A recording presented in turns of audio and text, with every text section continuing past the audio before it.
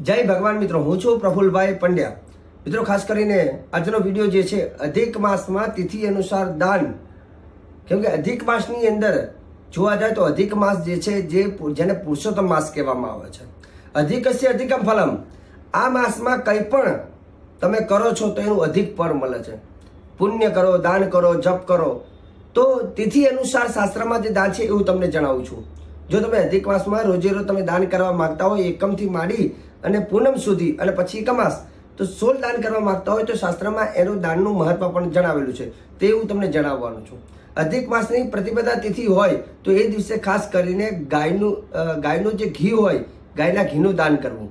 દ્વિતીય તિથિ હોય તો કાંસાનું પાત્રનું દાન કરવું. તૃતીય તિથિએ ચણાની દાળનું દાન કરવું.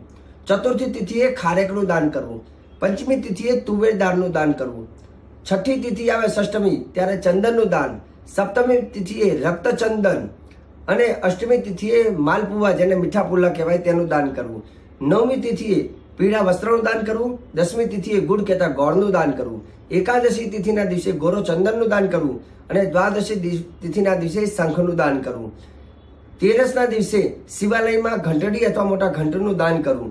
ચતુર્દશી તિથિના દિવસે જે નવગ્રહોના જે મોતી છે એમાં મોતી, માણેક કે કોઈ પણ રત્નનું દાન કરી શકાય. પૂનમના દિવસે ખાસ કરીને પૂનમના દિવસે પણ તમે માણેકનું દાન કરી શકો છો અને અમાસના દિવસે સીધાનું દાન કરી શકાય. આ બધા દાનનો મહિમા શાસ્ત્રમાં જણાવેલો છે. જો તમે આ બધા દાન કરવામાં સક્ષમ ન હોય તો તમારે શું કરવાનું?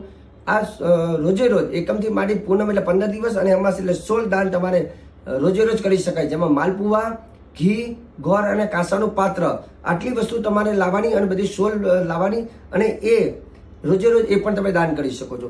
મનમાં પ્રશ્ન થાય દાન ક્યાં કરવું? તો દાન તમે કોઈ તમારા આજુબાજુમાં જે બ્રાહ્મણ હોય તો એ બ્રાહ્મણને દાન કરી શકાય અથવા શિવાલયમાં કરી શકાય. જો વિડીયો સારો લાગે તો વિડીયોને લાઈક કરજો, શેર કરજો, અમારી ચેનલને ફોલો કરો. મને આપી દો રજા. જય ભગવાન.